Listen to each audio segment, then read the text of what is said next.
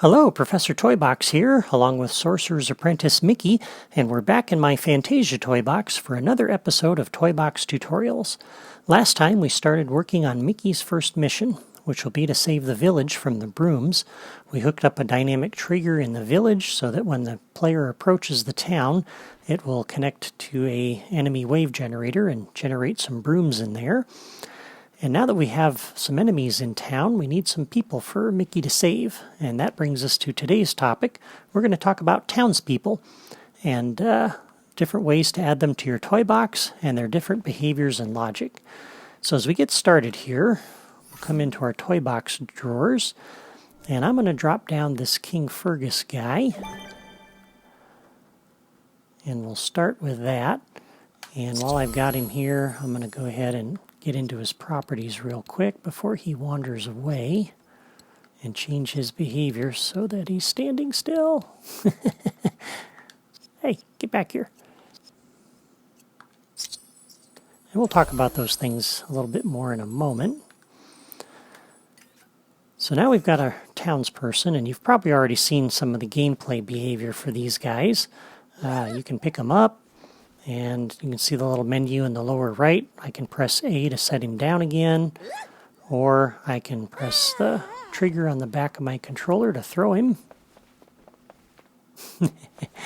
Or another thing I can do is if I jump and throw, I can drop kick him, which is pretty funny. And you can use that behavior to set up a little crazy football game. Use the townsperson as the football and kick him through a goalpost and score points. And I might do that someday. I think that might be a blast. But those are some of the basic things that you can do with townspeople. And if we come back into Spark mode here, where did he go? There he is. We'll go ahead and take a look at some of the actions that are on here. I'm going to come back to the new logic connection a little bit later. The new actor connection, we've looked at this before when we were looking at the enemy wave generators. You can use this to connect him to another townsperson or an enemy. And the connection that you made is titled follower, but that doesn't actually seem to work. They won't actually follow another townsperson or an enemy. So I think that's broken or something there. And then new team connection. We haven't talked about teams yet, so I don't want to get into that too much. And same with the path. Just like before, we're going to skip that for now. There's a new interaction object connection. I have no idea what this is. I've been experimenting with this and trying to figure it out. There's nothing in any of my books. I couldn't find any websites that talked about this or tutorials that mentioned it.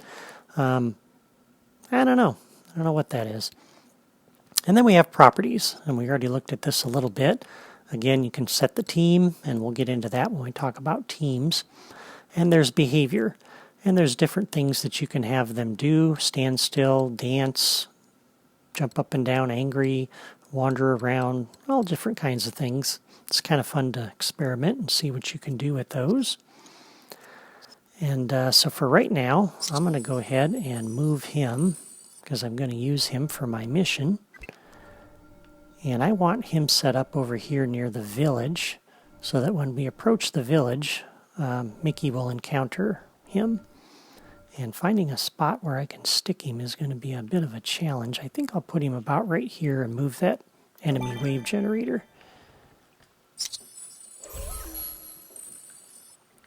And we'll slide this over here out of the way. Okay, and my idea is when we come across the village, this guy will be trying to get your attention. And so you'll come over and talk to him, and then he'll tell you what you need to do in town. And it's going to take us a few weeks to set all of that up, but I'm just kind of giving you an overview of what I have planned for him. So last time we introduced the dynamic trigger, and I'm going to go ahead and hook that up for him right now, because this is one thing we didn't talk about with the dynamic trigger. But I'm going to come in here and we're going to set the properties for the trigger. And I'm going to set it to be the connected actor, which is going to be my townsperson there. And I'm going to set the trigger distance to be, let's see, we'll set this to 8. This will be a 2-block radius around this guy. And now we'll come in here and do a new actor connection. And we'll connect up the dynamic trigger to our townsperson. And so now when we get it to be about 2-block radius around this guy, that will trigger our dynamic trigger. And one of the things I want to have happen, but I don't have all the toys in place for that, is that after you talk with him, he'll follow you around the town. And so I'm going to go ahead and set that up right now. So we'll go ahead and do a new logic connection when entered by player any. We're going to come over to our townsperson and we're going to have him follow us. And the follow logic is pretty good. He'll follow you pretty much everywhere you go, and the pathfinding algorithm is pretty good for that. If you get separated over some canyon or something, or you fly to a point where he can't walk to get to you, he'll just teleport there. So the AI for that is pretty good. Now once I've triggered that, I don't need to do that again, so I can come over here to the townsperson and do a new logic connection and set that so that when he starts following, we can come over here and turn off the dynamic trigger. And at that point, he's just following us around. So that'll be a good thing. And we can go ahead and test that. And I'm thinking actually, because I don't want to trigger this dynamic trigger over here in the village just yet, let's bring him over here.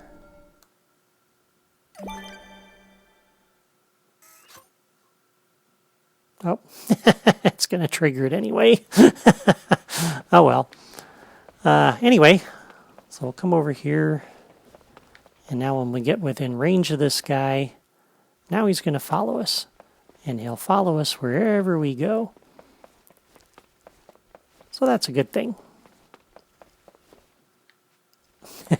Hey, cut it out. All right. And as you saw, there's a logic connection that we can have a toy that will get him to stop following. And I don't have that in place just yet. So for right now, I'm just going to drop down a button and get him to stop following me. And I'll put that back. And I'm going to use this just for short term here for like a little reset button. So new logic connection when pressed. I'll come over to this little guy and do stop following. And at the same time, new logic connection when pressed. I'll go ahead and turn this trigger back on. And I'm going to go ahead and turn the one in town back on too, because that's off right now.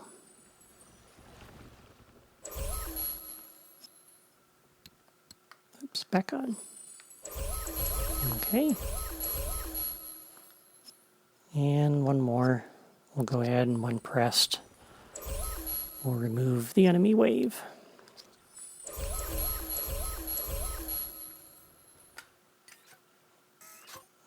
Okay.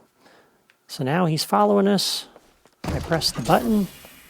Now he's not going to follow us. But you'll notice, now he's wandering again. And so it doesn't remember that his previous behavior was stand still.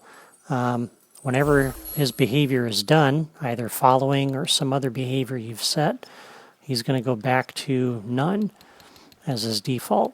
And so we need to come back over here and get him to stand still again.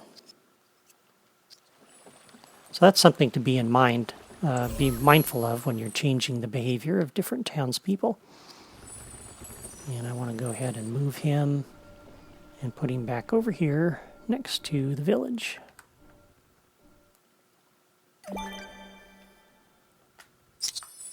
Okay, so there he is. And now we'll go ahead and look at some other ways of getting townspeople in. And this is going to be a little bit longer lesson today, but I don't really want to break this up because it kind of all goes together. there's two toys that you can use to add townspeople to your toy box.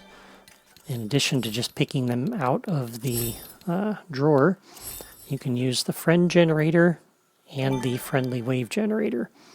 And these are very similar to the enemy generator and the enemy wave generator that we've already looked at. So I don't need to really talk about these too much.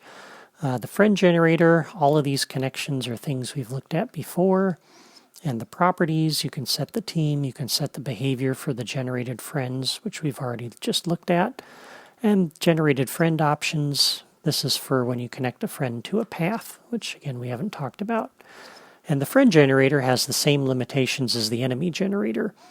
It only does them one at a time, and you have only text-based enemies to select from. And so all the same reasons I don't use the enemy generator, I don't use that. The friend generator, though, I'm going to go ahead and drop this over here because we're going to use this today. This works very similar to the enemy wave generator. A lot of the same options that we've already talked about.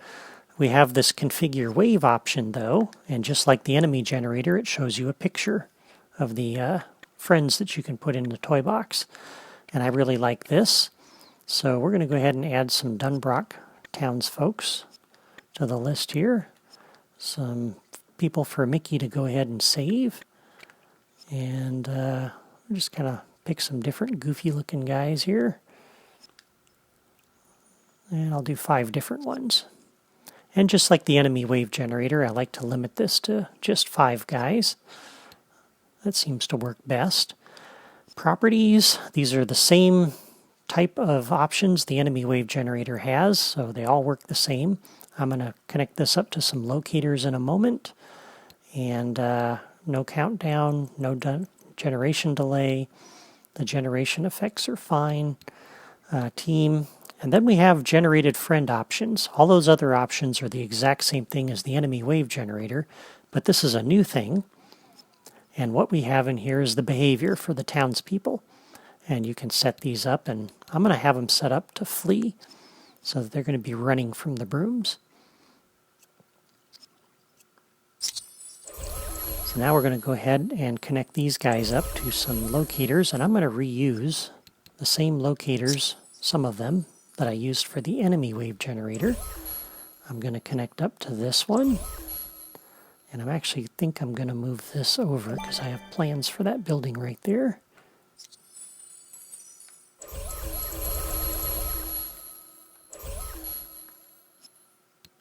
And we'll connect this up to the locator. And I'm putting these guys towards the back of the village for a reason here,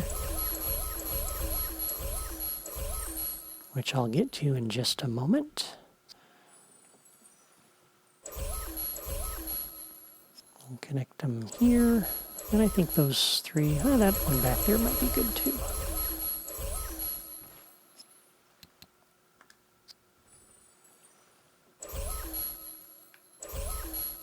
There we go.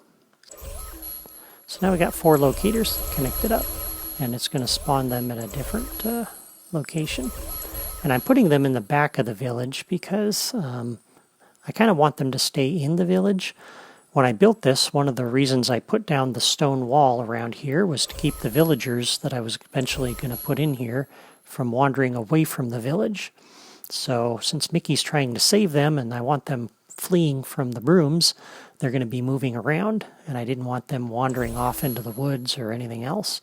I want to keep them somewhat confined. One problem, though, you probably already see, is the entrance into town is not blocked by anything. And so, in order to cover that, we're going to need to use a trigger area. And this is why we talked about dynamic triggers and trigger areas last time, because we're going to be doing more with these. And so I'm going to go ahead and put a trigger area again into the entrance to the village.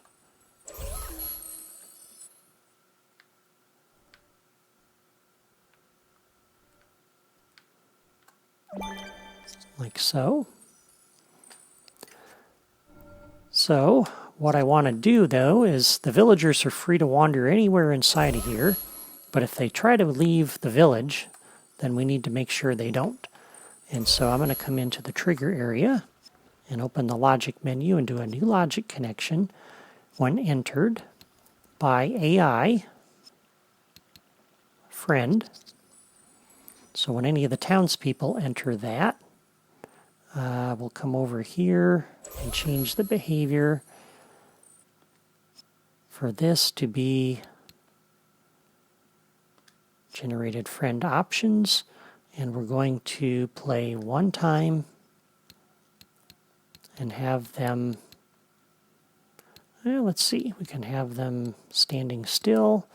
That might not be a good thing.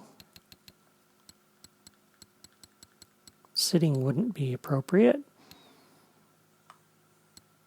Maybe fainting? That would be funny. Now, of course, you probably already saw one flaw here, which is this guy's going to start following me when I approach the village.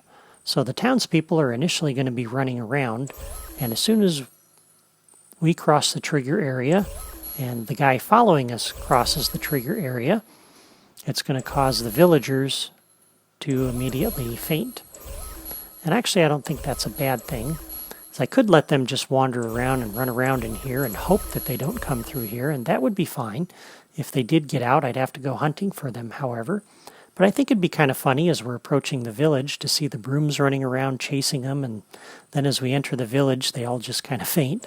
I think that would be kind of hilarious, actually. And so that's why I'm going to go ahead and set it up to do that. But I wanted to show you the other option. You know, if you don't put this in, then that's fine too. It's just going to make more work. And since we're putting the villagers in the back of the village, odds are hopefully they won't get out before you have a chance to save them. Now, to save them, we have to have somewhere to put them, a place of safety, supposedly. And so I'm going to go ahead and we're going to set up another trigger area over here next to the building. And I'm going to put in a little safety zone here, which is why I moved that locator there a moment ago. And we're going to move this over and drop it down to be about like that. And so this will be our place of safety. And in order to kind of close that off, I'm going to come up here to the decorations drawer. And we have these little fence pieces. And I'm going to put down a little fence here. So that's where we want to put the villagers. And the little trigger area, there's not a whole lot to do for this yet.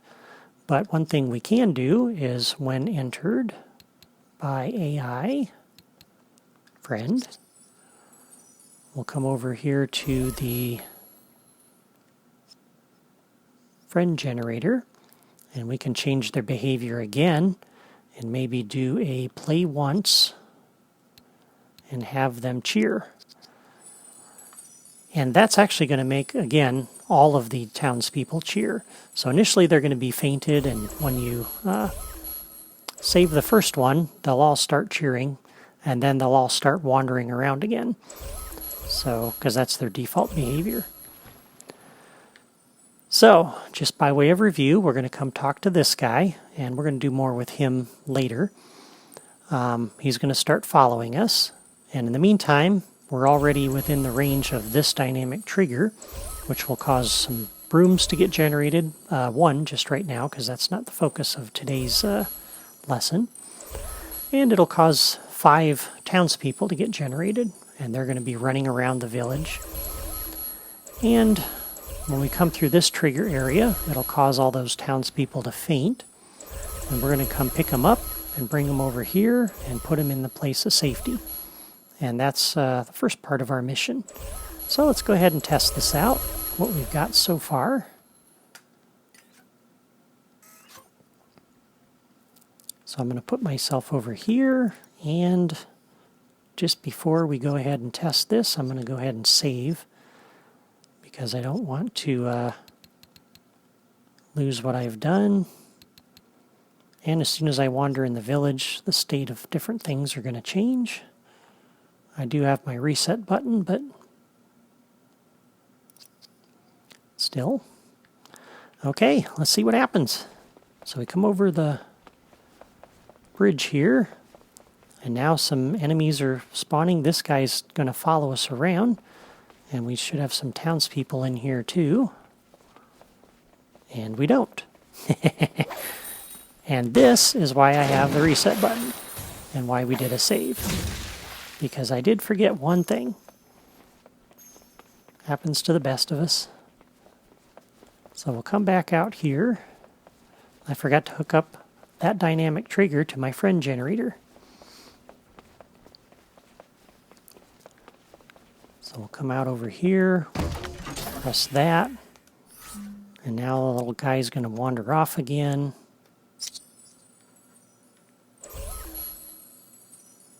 And I want to change his behavior.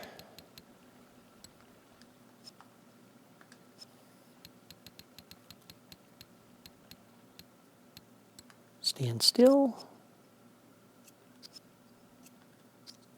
And we'll put him back where he needs to be.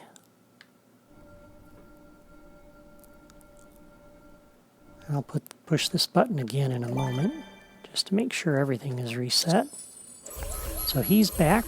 Let's go ahead and connect this up so that when entered by player any, it not only invokes the enemy generator, but also our friendly wave generator. And we generate the wave. That's the piece we forgot.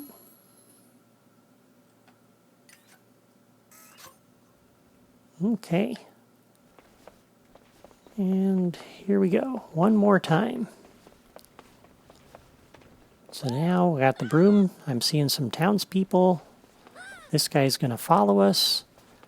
And the townspeople fainted. That was funny. And now we battle the brooms. Oh. There we go. Now we can pick these guys up and bring them over to their place of safety. And they're happy about being saved.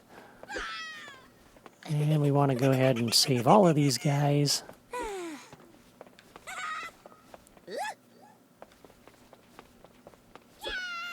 Get in there. Yeah, I think there's one more wandering around out here. There he is.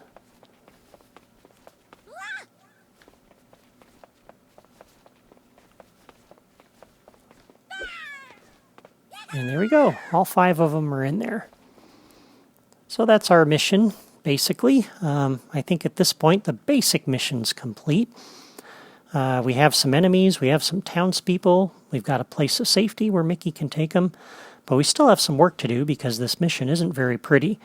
If we kill all the brooms, as you see, there's really no more enemies to save the townspeople from, so it's kind of a pointless exercise. And we don't have any way to know how many townspeople we have left to save. We don't know when we've saved the last one and when the mission is done. So there's more to do, and we'll work on that over the next few weeks. Meanwhile, give this video a like if you found it helpful, and be sure to subscribe to my YouTube channel or sign up on my blog so you don't miss my next episode. Thank you for watching, and I'll see you next time.